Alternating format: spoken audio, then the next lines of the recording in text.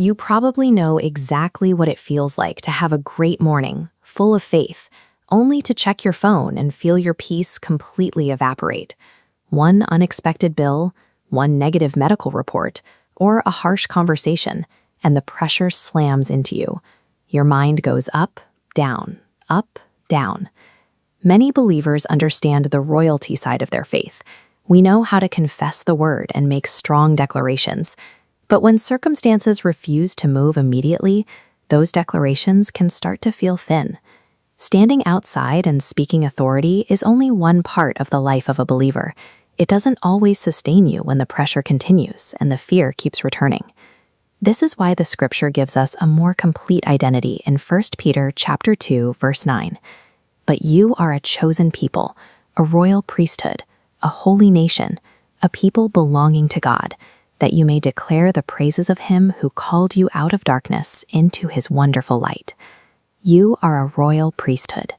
While royalty grants you authority, the priesthood gives you the operations to handle that authority under pressure. To maintain unshakable peace, you have to move past the title and learn how a priest actually functions. We see this priestly pattern in the life of Yahushua. Hebrews chapter 5, verse 7 says, "During the days of Yahushua's life on earth, he offered up prayers and supplications with strong cries and tears to the one who could save him from death."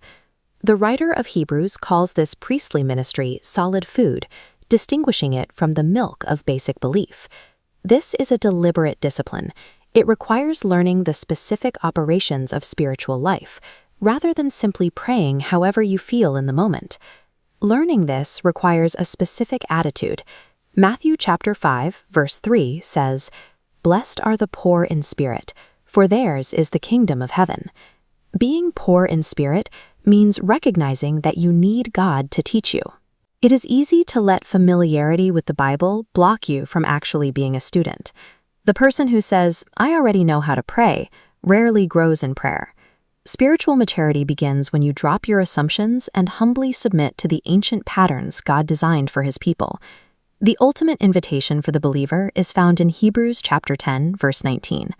"Therefore, brothers and sisters, since we have confidence to enter the most holy place by the blood of Yahushua, by a new and living way opened for us through the curtain, that is, his body, and since we have a great priest over the house of God, let us draw near to God with a sincere heart."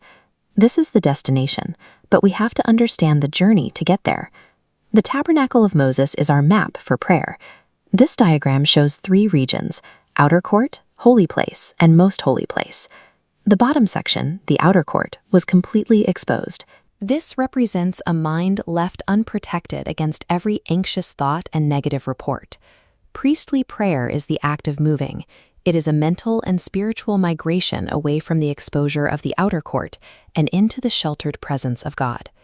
Deep within this journey, the priest reaches the altar of incense, right before the entrance to the most holy place. Leviticus chapter 16, verse 12 gives the protocol. He is to take a censer full of burning coals from the altar before the Lord and 2 handfuls of finely ground fragrant incense, and take them behind the curtain. This Old Testament ceremony represents a New Testament reality. Revelation chapter 8, verses 3 and 4 describes an angel standing at the altar. He was given much incense to offer, with the prayers of all the saints, on the golden altar before the throne. The smoke of the incense, together with the prayers of the saints, went up before God. This is the place of travail.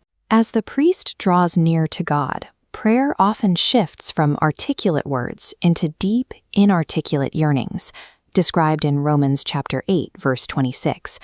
"The Spirit helps us in our weakness. We do not know what we ought to pray for, but the Spirit himself intercedes for us with groans that words cannot express." Access to the deepest presence of God comes through this profound, fragrant labor of intercession. This priestly movement has a practical purpose. It is designed to reach a specific destination, the internal environment of the believer's mind. Philippians chapter 4, verses 6 and 7 provides the sequence. "Do not be anxious about anything, but in everything, by petition and supplication, with thanksgiving, present your requests to God. And the peace of God, which transcends understanding, will guard your hearts and your minds." This piece functions as a fortress. The specific word used for guard refers to a military garrison, a sentry force that patrols a position to protect it. It is an active power that secures the heart and mind, locking out the chaos and anxiety of the outer court. When the mind remains stable and unshakable under pressure, it is the direct result of having successfully executed this priestly prayer protocol. Prayer is forward movement. It requires all kinds of prayers, as Ephesians chapter 6, verse 18 says, "Pray in the Spirit on all occasions, with all kinds of prayers and requests." Different stages of the journey require different operations. As a royal priest, you no longer have to live at the mercy of fluctuating circumstances. You have a pattern and a path to follow. But to walk this out, you need to understand the mechanics. What exactly do you do at the porch? What do you do at the lampstand? How do you move from a simple request into that deep, guarding peace?